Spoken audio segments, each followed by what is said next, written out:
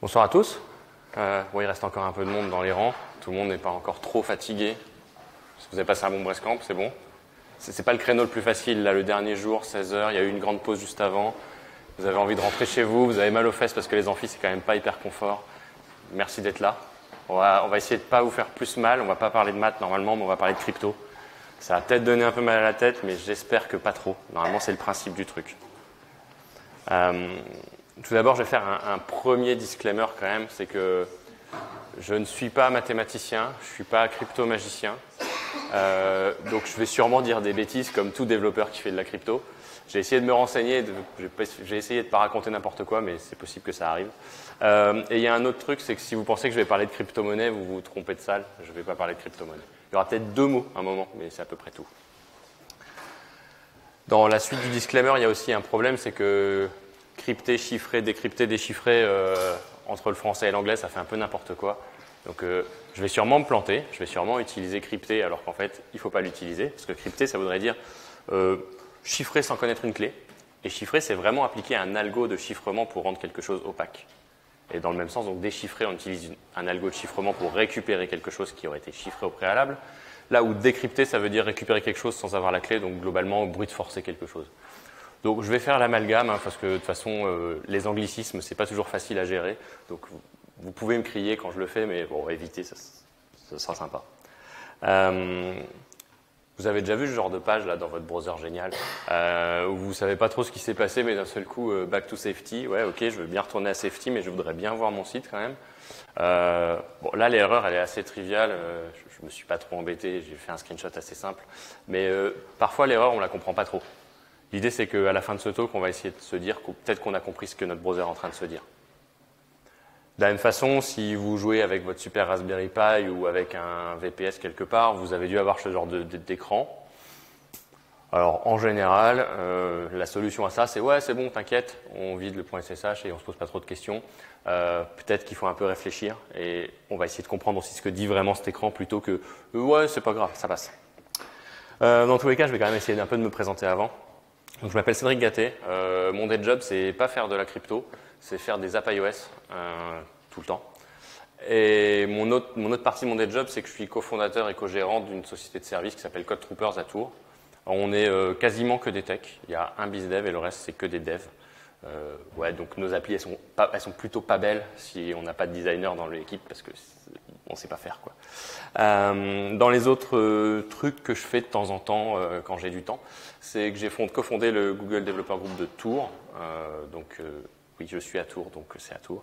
Et j'ai cofondé Tour & Tech, qui est une conférence, un peu comme le Brestcamp, un peu plus petite, on est 300, qui a lieu tous les ans depuis 4 ou 5 éditions en début d'année civile, donc en janvier-février. Donc si vous êtes intéressé pour venir voir la Touraine en début d'année, n'hésitez pas, c'est assez sympa. Et le shameless plug, parce qu'en plus le BizDev est là, qui fait aussi RH, comme à peu près toutes les boîtes du secteur, on recrute, et comme vous le savez très bien, c'est pas facile. Voilà. On recrute plutôt sur Tours, donc vu qu'il y a beaucoup de Rennais ici, je suis pas sûr que vous soyez intéressés, mais on sait jamais. Tours est une très belle ville aussi, il n'y a pas que Rennes. Pour essayer de resituer un petit peu pourquoi on fait du chiffrement, on va un peu remonter dans l'histoire, on va essayer de comprendre un peu ce qui a pu se passer, donc on va demander à Maestro où on en était. On va remonter un peu loin, dans la Rome antique. Vous pouvez l'entendre avec un espace ou pas, c'est un peu rigolo. César, quand il faisait ses correspondances, il n'avait pas forcément envie qu'on lise ce qu'il disait. Quand il écrivait à ses généraux, il n'avait peut-être pas envie qu'on lise la tag, et quand il écrivait de façon plus personnelle, genre à Cléopâtre, il n'avait peut-être pas non plus envie qu'on lise. Donc il avait inventé son super mécanisme de chiffrement que vous avez peut-être étudié en école d'ingé ou en DUT, peu importe, qui consistait tout simplement à décaler de quelques caractères une lettre. Donc là, dans l'exemple, le D devient A. Donc quand on écrit un message, on utilise ce super chiffrement. Et pour déchiffrer, on applique l'algorithme inverse qui est très évolué. C'est tellement évolué que si vous avez des enfants dans les cahiers de vacances, il y a des chances qu'il y ait exactement ce genre d'exercice.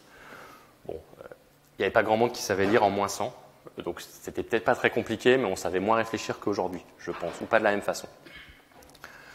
Si vous utilisez les forums aussi, quand c'était la grande époque des forums, vous avez peut-être utilisé ce genre de truc pour cacher des données à quelqu'un avec du ROT 13 et tous ces trucs-là.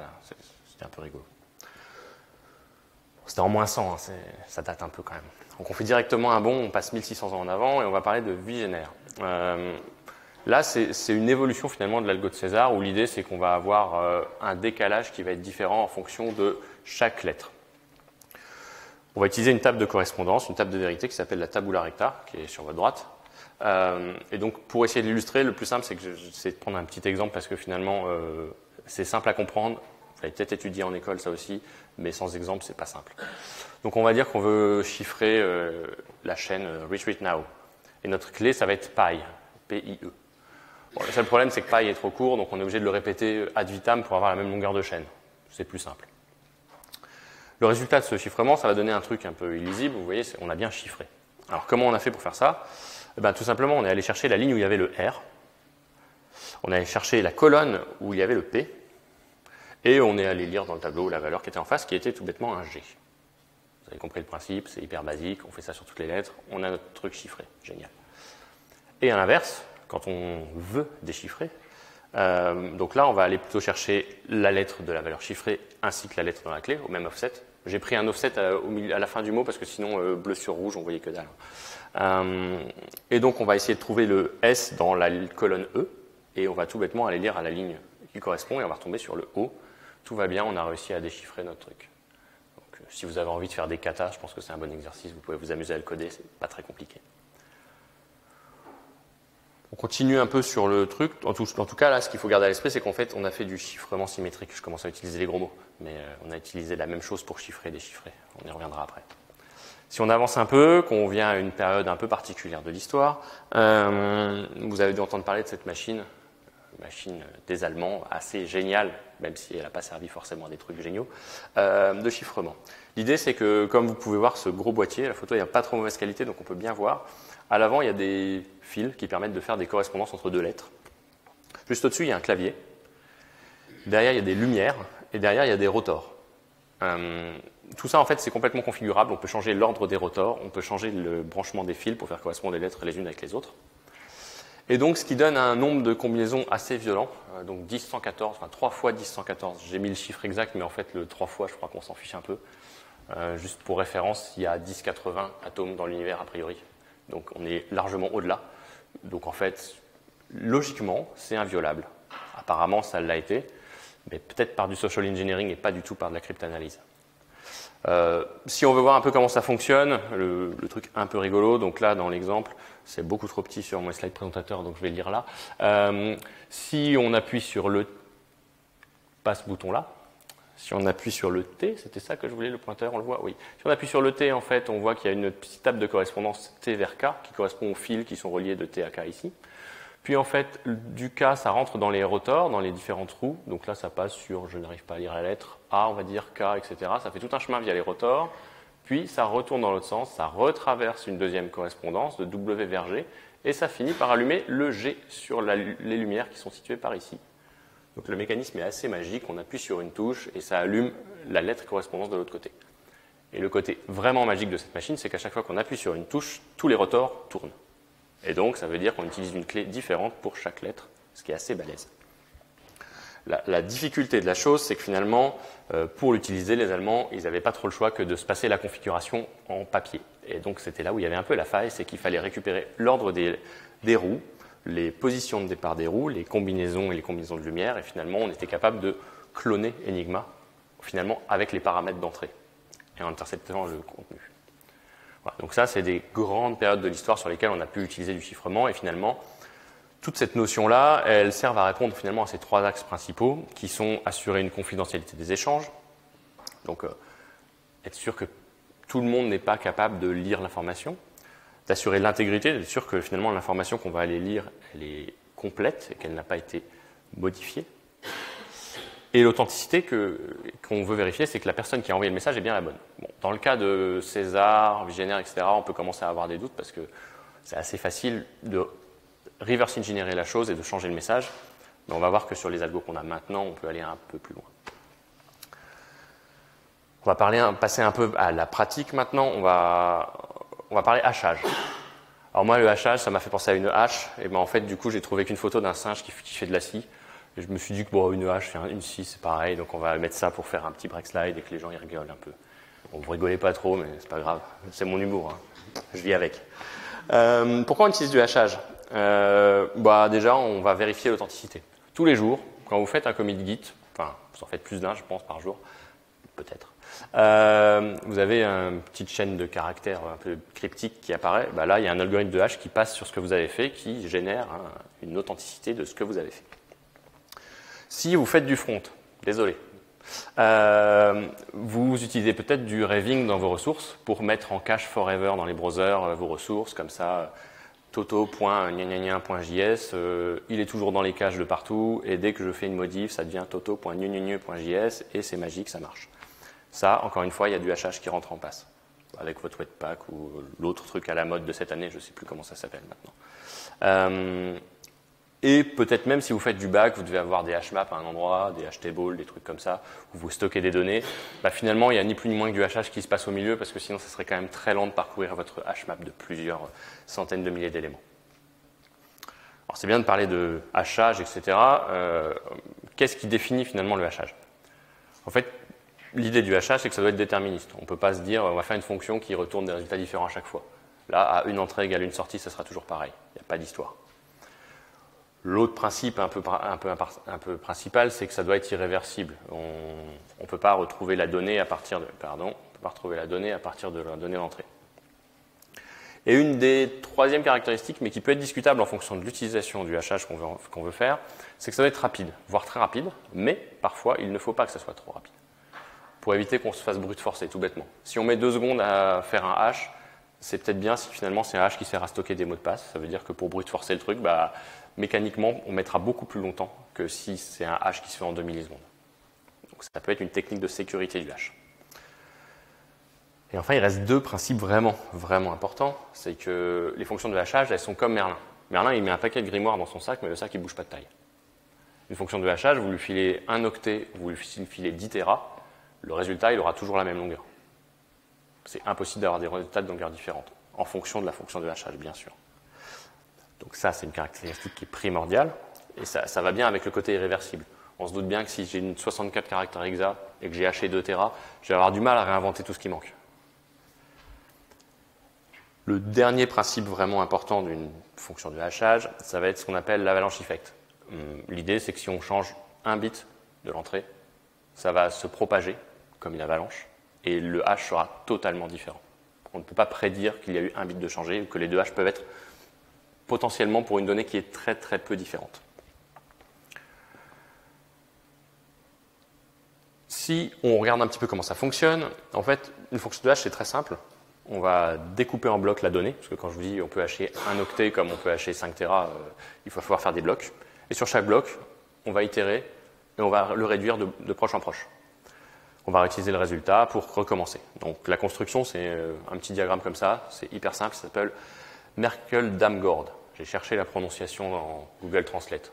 C'est ce que j'ai trouvé de mieux, parce que la phonétique, j'arrive pas à la lire, je suis désolé. Donc vous utilisez sûrement des fonctions de hash. Je vais en citer quelques-unes. Vous connaissez sûrement certaines des caractéristiques de certaines. Du genre MD5, vous savez que c'est pété. Si vous ne savez pas, je vous aurais appris un truc, ça sera cool. C'est vieux, 91, on commence à se dire que ça commence à faire un petit peu. Donc ça représente 32 caractères hexa, et historiquement, ça a beaucoup servi à hacher des mots de passe.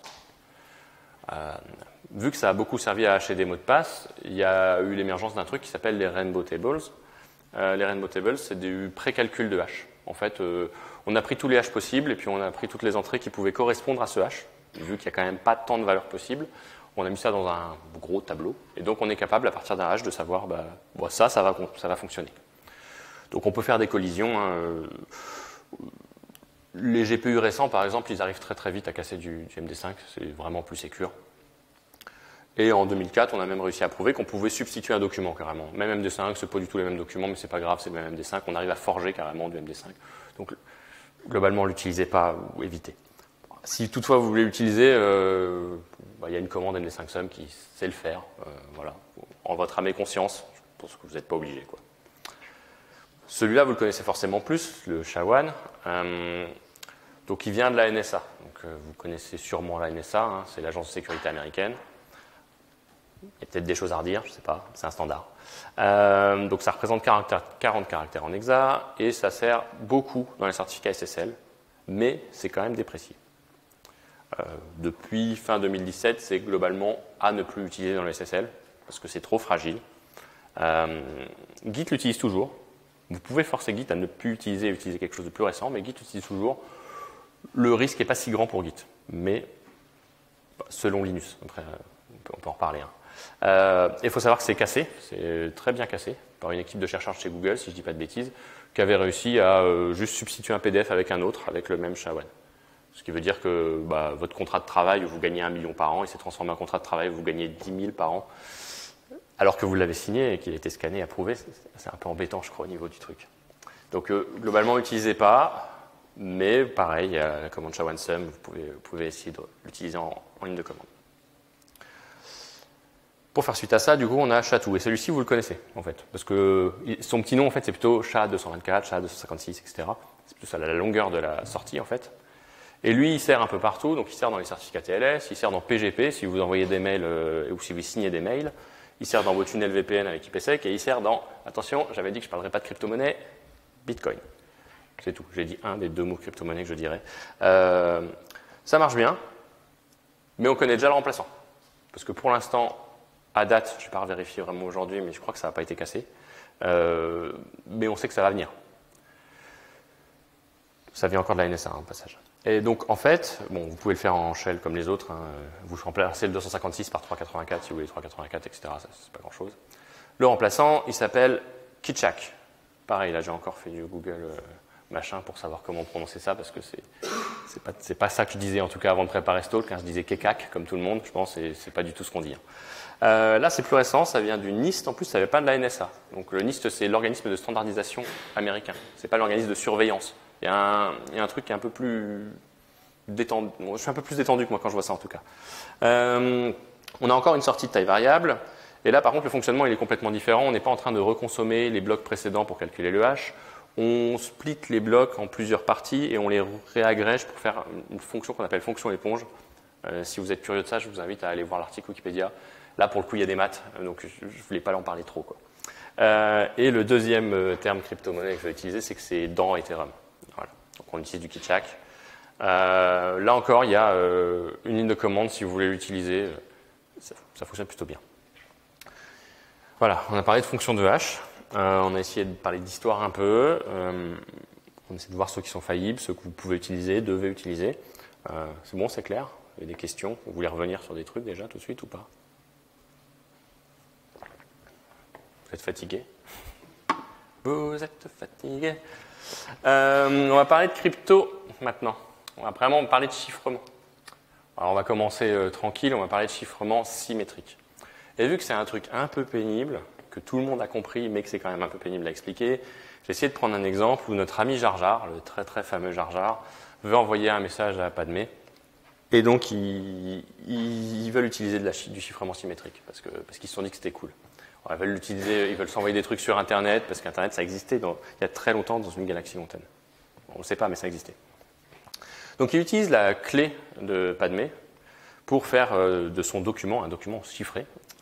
Et puis, en fait, il envoie ce document et Padmé utilise cette même clé pour obtenir le document déchiffré. C'est exactement l'algo de César ou Visionnaire dont je vous parlais tout à l'heure, c'est du chiffrement symétrique. Même clé pour les deux côtés. En fait, le slide, il résume le chiffrement symétrique, c'est vraiment pas compliqué, quoi. C'est un cadenas. Derrière le chiffrement symétrique, il y a plusieurs algos que vous connaissez forcément, que vous avez vus. Il y a le DES, le Data Encryption Standard. Donc, quand on regarde la date, 1977, on se dit, ouais, ok, ça date un peu, c'était pas tout à fait les mêmes ordinateurs que ceux qu'on a aujourd'hui. Donc, globalement, on peut se douter que ça marche plus. C'est cassé. En 2018, avec 6 GPU, on pouvait casser l'algo en 2 jours. Maintenant, vous comptez le nombre de GPU que vous avez entre vos poches, vos bureaux, etc. Je pense que, en fait, vous le pétez super vite, ce truc. Donc, il ne faut pas l'utiliser. Voilà. Mais ça a existé et ça a bien marché jusqu'en 99 où il a été complètement décommissionné. Et il a été remplacé par quelque chose de beaucoup plus robuste, de 3 fois plus robuste. Le triple DES. Parce qu'on s'est dit, vu qu'une fois, ça casse vite, on va appliquer 3 fois le DES à la suite. Ce sera beaucoup plus solide. Ça a été beaucoup plus solide, parce que ça a été cassé qu'en 2018, finalement, par des gens de l'INRIA, donc des Français, qui, en capturant à peu près 700 gigas de données sur un tunnel OpenVPN, ont réussi à repérer un pattern et à trouver une side attack, et donc à casser ça. Si vous aimez bien les attaques de ce genre, bah, je vous invite à lire le papier de l'INRIA sur Suite 32, c'est le nom de l'attaque. C'est plutôt bien écrit et c'est assez intéressant à lire, de voir comment ils ont pu réussir à faire ça. Donc globalement, celui-là aussi, il est pété, quoi. Et donc, il en reste plusieurs, Blowfish, etc., mais il en reste un que vous allez forcément voir et que vous utilisez tous les jours, finalement, c'est l'AES, l'Advanced Encryption Standard. Donc ça, c'est un algo symétrique. Alors, le RINDAL, c'est le nom des deux créateurs concaténé entre les deux créateurs de cet algo. Finalement, il a gagné un concours du NIST et ça est devenu un standard en 2006, même si l'algo date de 2000. On a des clés de longueur variable et, à date, c'est pas encore cassé, ou on le sait pas. C'est toujours un peu le problème. C'est quand on dit que c'est pas cassé, peut-être qu'on sait tout simplement pas que ça l'est. Il faut savoir que la NSA, toujours eux, ils considèrent que de l'AES avec une clé de 192, c'est niveau top secret. Donc si vous faites de l'AES 256, c'est que vous êtes secret défense plus, quoi. Ils considèrent et ils le publient après, peut-être que eux savent le casser, hein, c'est toujours pareil. Dans tous les cas, un chiffrement symétrique, en fait, si vous avez fait quelques cours d'électronique, en fait, c'est un XOR. La table de vérité du XOR, elle est assez magique. On applique le truc dans un sens et on le rapplique dans l'autre, et en fait, on retombe sur le départ. Donc, je vous laisse lire éventuellement l'algo. Le seul truc qu'il faut savoir, c'est qu'il y a du padding. Le padding, c'est exactement comme l'exemple de Vigenère où j'ai complété la clé paille qui était trop courte et je l'ai dupliquée jusqu'à temps que ça fasse la bonne longueur. Vu qu'on peut chiffrer des blocs de taille arbitraire, on découpe en blocs de même taille, on fait du padding avec la clé, et après on va tout reconcaténer. Donc si on reprend mon exemple, c'est cool, ça marche, ils ont leur clé. S'ils font de l'AES 256, globalement, ils sont hyper sécures, à part si on a la clé, personne ne pourra lire. Le seul truc, c'est que intégrité, authenticité, on ne sait pas trop, il suffit que la clé elle soit interceptée par quelqu'un et c'est fini, quoi. C'est open en fait. Puis comment ils se sont envoyés la clé? Ils ont fait une enveloppe, ils l'ont envoyée au travers de la galaxie. On ne sait pas en fait là. Là, il s'est passé un truc bizarre. On va reparler là-dessus, mais ça permet de réfléchir un peu sur. Il y a peut-être des problèmes aussi au chiffrement symétrique. Donc on va parler de l'autre gros mot, celui qui est vraiment le gros mot qui fait un peu peur, c'est le chiffrement asymétrique. Forcément, vous m'avez vu venir avec mes gros sabots. Le principe, il est vraiment très compliqué. C'est juste qu'on a deux clés. On a notre clé privée et notre clé publique. Ce qui est un peu rigolo, c'est qu'en fait, la clé privée ou la clé publique, c'est juste le nom qu'on lui donne et le fait qu'on va l'envoyer aux gens. Parce que finalement, l'une n'est pas plus publique que l'autre, c'est juste le nom qu'on va leur donner. Bon, si on décide d'envoyer le fichier privé plutôt que le public, on les renomme, ça marchera pareil. Vu que là, le principe est un peu plus tordu, je vais essayer de vous l'expliquer encore avec un exemple, avec plusieurs exemples pour essayer de comprendre comment ça fonctionne. Donc on reprend notre fameux Jar Jar qui veut envoyer son message. Il le chiffre en utilisant la clé publique verte de Padmé. Padmé à réception va pouvoir l'ouvrir et elle seule pourra l'ouvrir grâce à sa clé privée, la clé rouge. De cette façon, elle est sûre que quelqu'un lui a envoyé un message que personne d'autre qu'elle n'était capable de lire. C'est le seul truc dont elle est sûre. Mais elle peut utiliser aussi le chiffrement dans l'autre sens. Elle peut utiliser sa clé privée pour envoyer un message qu'elle va chiffrer que Jar Jar, qui possède la clé publique, pourra lire. C'est plutôt cool. Jar Jar est sûr que le message provient forcément de Padmé. Ça ne peut pas venir de quelqu'un d'autre. Si on reprend l'exemple d'avant, donc Jar Jar envoie ce fameux message avec la clé. Seul Amidala peut l'ouvrir. L'attaquant, on va l'appeler Fête, récupère le message. Et là, vu que lui, il n'a pas la clé, c'est exactement ce que je vous disais. Finalement, pour lui, c'est un message inintelligible. Par contre, s'il a la clé publique de Padmé, il va être capable lui aussi d'envoyer un message, de signer XOXO Missile Jar Jar, et finalement, peut-être que Padmé elle va croire que c'est Jar Jar qui a envoyé. Elle n'est pas sûre de qui envoie, vraiment pas. Et si je reprends l'exemple encore une fois dans l'autre sens, elle va envoyer son message, elle va le chiffrer avec sa clé. Jar Jar va le recevoir, mais notre Fête qui était pas loin là, en fait, il avait aussi la clé publique, donc il peut très bien lire le contenu du message. Donc en fait, la communication, elle n'était pas du tout privée. Il est juste sûr que Padmé a donné rendez-vous à Jar Jar à tel endroit. Donc s'il veut les embouches, il fait comme il veut, quoi. Donc ce qu'on voit, c'est que le chiffrement asymétrique appliqué un peu de façon basique, ça ne permet pas de cocher toutes les cases entre confidentialité, authenticité et intégrité. Soit dans un sens, donc si je chiffre le message avec la clé publique, Je vais être sûr de la confidentialité parce que seule la personne avec la clé privée pourra lire, et de l'intégrité de fait parce que sinon le message ne pourra pas être déchiffré. Mais par contre, si je chiffre avec ma clé privée, je ne vais pas être capable de vérifier en fait tout simplement qui lit le message. Donc si on reprend le sujet, Binx il va se poser des questions, il va générer ses clés. Vous voyez, bon, je ne sais pas si on les voit très bien, les clés orange et marron. Là. Bref. Donc ce qu'il va faire, il va être super malin, il va lire un peu de doc, il va faire du Stack Overflow parce qu'il aime bien quand même. Il va chiffrer avec la clé publique de Padmé, puis il va rechiffrer au-dessus avec sa clé privée. Du coup, ça va donner un document qui est double chiffré. Ceinture bretelle. De là, Padmé va pouvoir le récupérer, accéder au document qui est chiffré une première fois en utilisant la clé publique de Jar Jar, puis récupérer le contenu final en utilisant sa clé privée. On voit là, c'est double encapsulé, quoi. Et donc, le fameux attaquant, notre fait, il va quand même se retrouver bloqué parce qu'il a beau avoir une des clés publiques, il va pouvoir récupérer un peu un truc, mais il récupérera un document qui a déjà été signé, chiffré, pardon. Donc là, en faisant du double chiffrement avec un échange de clés, on arrive à cocher toutes les cases. On sait qui a envoyé le message, on sait qu'une seule personne peut le lire, et on sait qu'il n'a pas été modifié. Ça a l'air un peu lourdingue, hein, ça fait beaucoup de process. Nos machines, heureusement, elles vont plus vite que l'explication avec Padmé, Jar Jar. Pour faire tout ça, il y a pas mal d'algos, mais il y en a deux que vous allez croiser, que vous avez croisé, que vous utilisez tous les jours. Il y a le DSA, qui date de 91 quand même, hein, qui est assez vieux, qui est en phase de déclin dans sa forme DSA. Et le RSA, qui là pour le coup est très utilisé, qui est aussi assez vieux finalement, à 77, ça date. RSA pour le nom de ses auteurs, peut-être que vous connaissez, donc Rivest, Shamir et Adelman, les trois personnes qui ont fait RSA. Et là, pour le coup, celui-là, il utilise partout.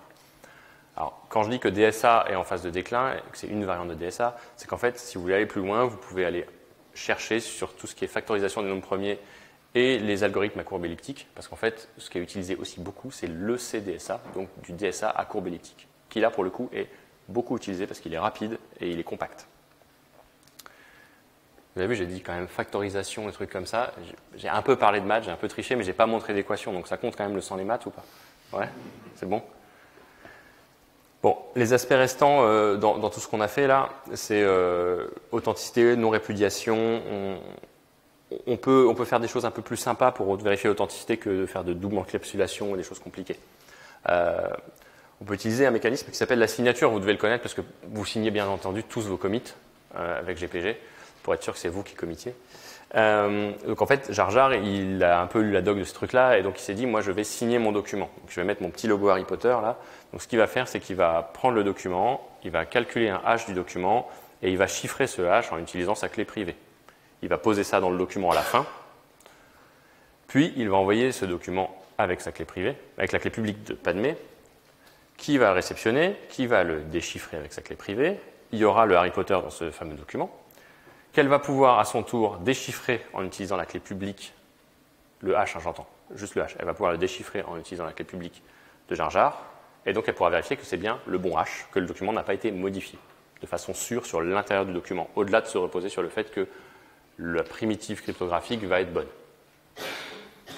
Ce mécanisme-là, vous l'avez croisé, parce qu'en fait, je pense qu'il y en a beaucoup qui utilisent les JSON Web Tokens, et en fait, quand vous faites du hash match SHA-256 dans les JSON Web Tokens, c'est exactement ce qui se passe. Vous concaténez des facteurs et en fait, vous faites du hash et du sign. C'est assez vieux, ça sert même dans les certificats TLS. Il y a globalement deux façons de le faire. Je vous ai dit là, il a signé puis haché, ou haché puis signé. En fait, il y a les deux sens qui sont possibles. Ça dépend un peu de l'implémentation après. Donc ça, c'est une bonne façon finalement de vérifier qu'on a coché toutes les cases sans passer par la phase où on chiffre tout absolument dans deux paquets compliqués. Quand je vous ai montré le chiffrement symétrique, je vous ai dit qu'il y avait quand même un petit souci. C'était qu'il avait fallu qu'ils s'échangent leurs clés. Alors vous vous dites, bah ouais, ils se sont échangés leurs clés, mais en fait on s'en fout, on a la solution de l'asymétrique, on n'a plus vraiment besoin de changer les clés publiques, on les met quelque part accessibles à tous. Bon, finalement, c'est pas un échange de clés, c'est juste, il y a un dépôt des clés publiques de tout le monde, et on s'en fiche. Oui, mais non. Parce qu'en fait, le chiffrement asymétrique, c'est très lent. Mais très très très lent. alors que le chiffrement symétrique, c'est très rapide. Je vous ai dit, c'est que des XOR. Vos CPU, les XOR, ils savent très bien les faire. Ils sont même des primitifs pour l'AES direct. Pas de question. Donc l'idée, c'est plutôt d'essayer de combiner les deux pour avoir quelque chose de rapide et sécure. Donc une des premières idées, ça peut être qu'au lieu de faire cet échange de documents qui est du texte, en fait, Jar Jar, il va échanger une clé. Et cette clé, il va, via son double chiffrement, l'envoyer à Padmé. Et Padmé pourra utiliser cette clé symétrique qui a transité de façon complètement sécure pour toutes les communications ultérieures. Ça, c'est l'échange RSA qui était utilisé globalement jusqu'à TLS 1.2. C'est bien, mais c'est un peu lent et un peu lourdingue. Il y a une technique qui est beaucoup plus cool. Il y a une technique qui s'appelle Diffie-Hellman, dont vous avez sûrement entendu parler ou vu quelque part. Et il y a un exemple juste génial, quand on ne veut pas faire de maths, qui est dans Wikipédia, ça tombe quand même super bien, qui se base sur les couleurs. Donc Diffie-Hellman, ce sont deux messieurs qui ont inventé ce principe-là. L'idée, c'est de créer un secret en échangeant tout sauf le secret. Chacun va créer le secret, va le retrouver de son côté. Donc Jar Jar, ils se mettent d'accord pour partir d'une même couleur, en l'occurrence du jaune. C'est bien jaune là? Ouais, c'est bien jaune. Jar Jar va générer une clé, qui est en fait un nombre premier, un grand nombre premier. Et il va mélanger ces deux couleurs, là, le rouge et le jaune, pour obtenir ce fameux orange qui est sa couleur intermédiaire. Padmé va faire exactement la même chose, elle va générer son grand nombre premier, elle va obtenir un bleu, et ça va donner du vert. Je ne suis pas très fort en mélange de couleurs, donc si ça ne fait pas les bonnes couleurs, il ne faut pas trop m'en vouloir. J'étais nul en peinture, désolé.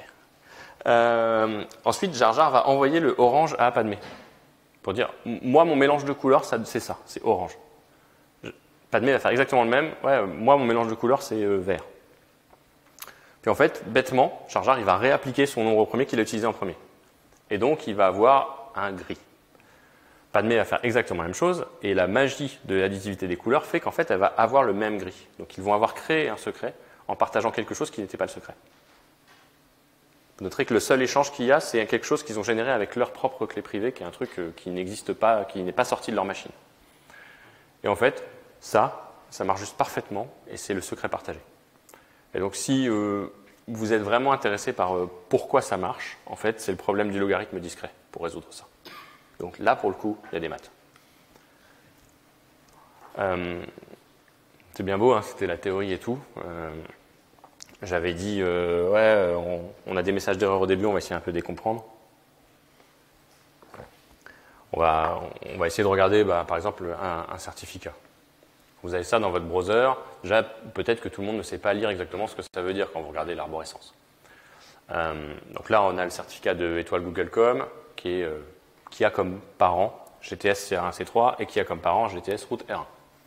Ok. Pourquoi pas? Donc ce que ça veut dire, c'est qu'il y a quand même un certificat qui est tout en haut. Et il y a une espèce de chaîne de certificats. Le certificat GTS route R1 est considéré valide par votre système parce que votre OS, votre navigateur, a dans son Trust Store une copie de ce certificat, un hash de certificat, et il sait que celui-ci est bon. Quand vous avez des PC d'entreprise qui sont managés, c'est fort probable que le certificat qui est en haut ne soit pas GTS route R1, mais celui de My Company Corp, qui est trusté par votre OS. Donc ça veut dire que votre employeur peut potentiellement regarder tout ce qui se passe sur le TLS dans votre machine. Soit dit en passant. Si on va un peu plus loin dans la fenêtre, on peut voir dans les détails qu'on a l'organisme qui a émis le certificat. Donc là, en l'occurrence, c'est Google Trust Services. Ouais, ils sont registrars, hein, ils font un peu ce qu'ils veulent, Google quand même, ils sont grands. Il y a des éléments qu'on peut comprendre maintenant. Le SHA-256 with RSA, avec ce que j'ai raconté avant, je pense que maintenant ça doit vous parler un petit peu sur ah ouais, ok, donc là il y a une fonction de hash qui est celle-ci, puis il y a du RSA derrière, d'accord. L'autre partie, bon celle-ci vous la connaissez forcément, les certificats ont une date d'expiration, c'est présent dans le certificat, en clair on peut le voir. Et l'autre partie qui est intéressante, c'est que le certificat finalement il sert à porter une clé publique et des dates d'expiration. Et donc cette clé publique en fait, là en l'occurrence pour Google, c'est une clé publique à courbe elliptique. Je vous ai dit tout à l'heure, regardez si ça vous intéresse. Et l'algo qui est utilisé en dessous, c'est SecP256R1. Donc ça, c'est un des algos, c'est les paramètres de la courbe elliptique en fait. Voilà. Un de ses copains utilisé dans une des cryptos par exemple. L'autre aspect que vous pouvez voir dans votre certificat, ça va être les alternative names, donc tous les noms DNS auxquels le certificat est capable de répondre. Là, pour google.com, j'ai même pas pu tous les mettre parce qu'en gros, ils servent quelques services derrière le même certificat. Je sais pas pourquoi, ils doivent être un peu gros. Je comprends pas. Comme je disais, il y a une chaîne de certification. Donc, on a le certificat client qui va être signé, comme je vous parlais de la signature tout à l'heure avec le HMAC, par un certificat intermédiaire, un ou des certificats intermédiaires. C'est finalement illimité, hein. C'est de proche en proche. Dans tous les cas, on va remonter au certificat racine, qui lui va être trusté par votre browser ou votre téléphone. Donc quand vous avez vos problèmes de certificats qui explosent un peu dans tous les sens, il faut penser un peu à tracer cette fameuse chaîne de certification pour voir si finalement c'est tout simplement pas un certificat racine qui manque dans votre trust store. Les certificats, c'est un vaste sujet. On peut en parler pendant un talk en entier. Si ça vous intéresse, il y a quelques notions qui sont quand même assez importantes à savoir. C'est qu'il y a une CRL, donc une Certificate Revocation List, qui permet de dire que ce certificat, bien que valide auprès des dates, est finalement considéré invalide. La société s'est fait hacker, on invalide tous les certificats à distance, ça c'est possible. Et de la même façon, je suppose que vous connaissez tous Let's Encrypt, ne faites pas de paiement avec un certificat Let's Encrypt, parce qu'il y a des types de certificats. Et donc pour pouvoir faire du paiement, il faut un certificat étendu, qui couvre en fait la société pour le paiement.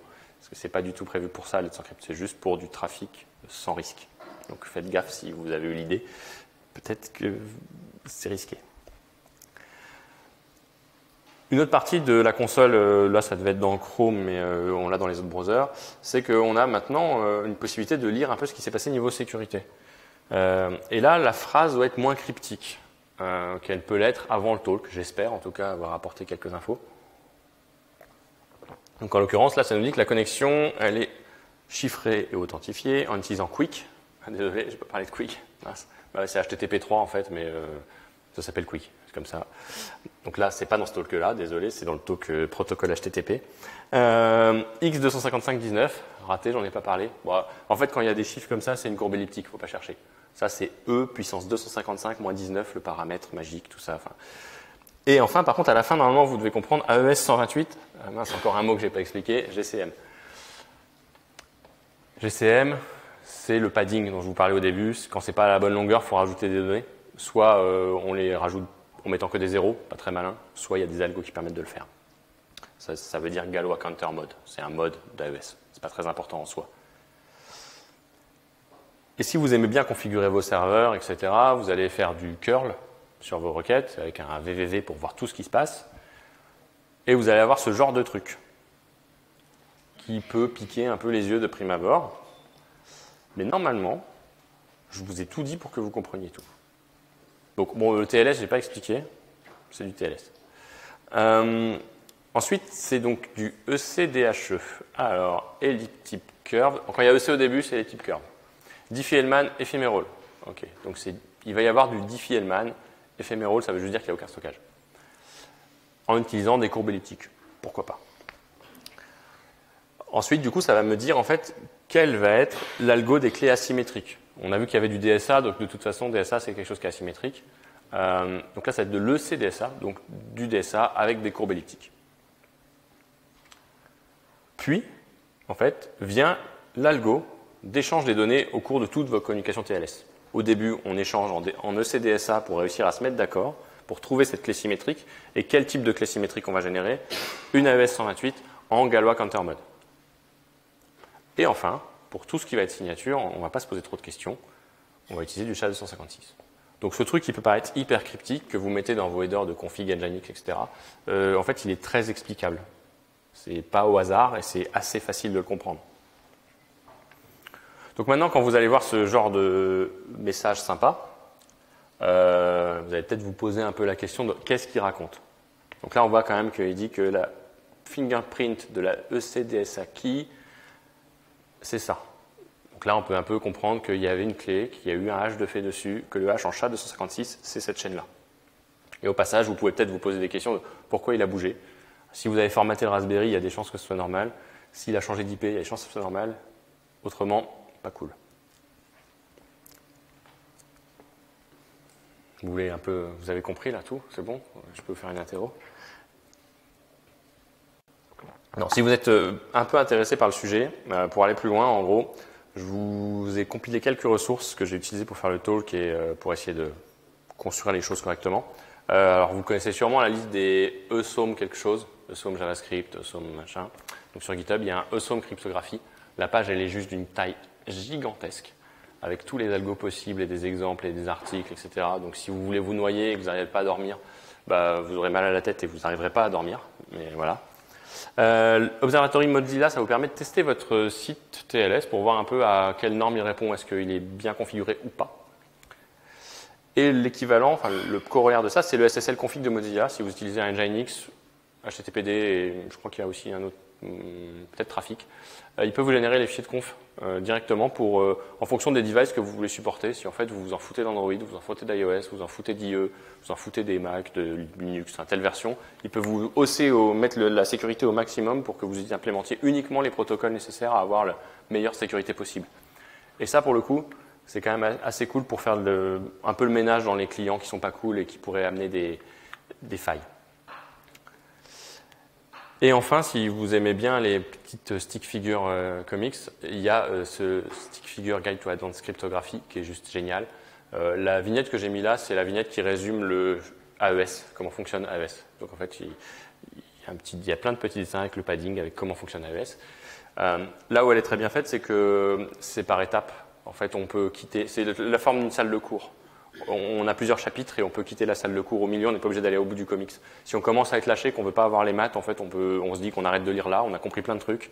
Si on veut descendre, on descend dans les niveaux de détail et c'est vachement intéressant. Et donc, si vous voulez pousser un petit peu vos recherches, il y a quelques termes que vous allez voir partout. La notion d'initialization vector, donc en gros le T0 de votre algo, parce qu'il faut bien donner quelque chose à manger quand on consomme les choses de façon itérative. Le salt, le salt vous avez peut-être connu quand vous avez fait du MD5. Hein. On essaie de rajouter un peu d'entropie en mettant un truc un peu random à côté au cas où. Tout ce qui est PKCS, donc ça, PKCS c'est un organisme, mais les standards sont ouverts. Vous allez sûrement utiliser des PKCS 7, PKCS 12, etc., qui sont des formats d'empaquetage des certificats ou des clés. Tout ce qui est donc ECC, Elliptic Curve Cryptographie. Et enfin, les PEM que vous avez dû voir, hein, les Begin Private Key avec le H au milieu, dans des fichiers texte, c'est le format PEM qui est omniprésent partout. Il y a pas mal de sujets qui seraient à approfondir. Tout ce qui est forward secrecy. Donc la forward secrecy, c'est le fait de ne pas pouvoir rejouer du trafic qui aurait été chiffré, globalement. Pour éviter d'enregistrer et de se dire que dans 5 ans, on aura cassé cet algo et donc de pouvoir lire ce qui s'est passé. Normalement, c'est ça. La non-répudiation, donc c'est le fait de ne pouvoir pas dire « non, c'était pas moi ». Et tout ce qui est algorithme de dérivation de clés. Parce qu'il faut savoir que finalement, tous les algorithmes asymétriques font de la dérivation de clés pour faire leurs étapes intermédiaires. Et c'est tout pour moi. J'ai 10 minutes pour des questions, si vous avez des questions.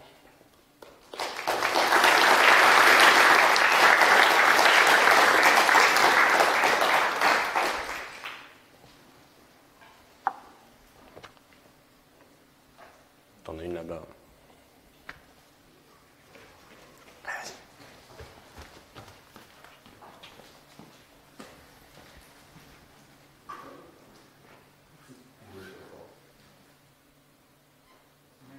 Merci. Ouais, j'avais une petite question sur ton exemple avec Padmé et Jar Jar là, au moment de signer. Tu disais que la signature était faite en hash, donc avec un algorithme hachage, j'imagine, et que Padmé était capable de le reverse grâce à la clé. Mais j'ai aussi, de ce que je sais, les hash, c'est impossible à eux. J'ai du mal à expliquer. Ou j'ai mal compris. Mais... Ouais, ou les deux. Non, ce que je disais, on va y arriver. Si je mets le slide à la fin, ça sera mieux. En fait, là, ce que fait Jar Jar, c'est qu'il va calculer le hash du document. Il va signer ce hash. Il va le chiffrer, en fait. Et il va l'ajouter au document. Et en fait, après, ce que fait Padmé quand elle réceptionne, c'est qu'elle va extraire cette partie du document qui correspond au hash chiffré. Elle va le déchiffrer, ce fameux hash. Puis en fait, elle va pouvoir vérifier tout bêtement que le hash est consistant avec l'autre partie du document qui a servi à signer. Après, quand je dis qu'il y a le hash then sign, sign then hash, c'est qu'on peut choisir justement de le faire dans un sens ou dans l'autre, de prendre tout le document, de mettre le hash du document puis de signer le tout, ou alors de le faire séparément. Il y a plusieurs algos et plusieurs pratiques pour ça. Est-ce qu'il y a d'autres questions? Est-ce que vous êtes fatigué? Est-ce que vous avez appris quelque chose? Ok, c'est déjà ça. Bah, si c'est bon, on peut y aller. Hein. Bon, Brescamp.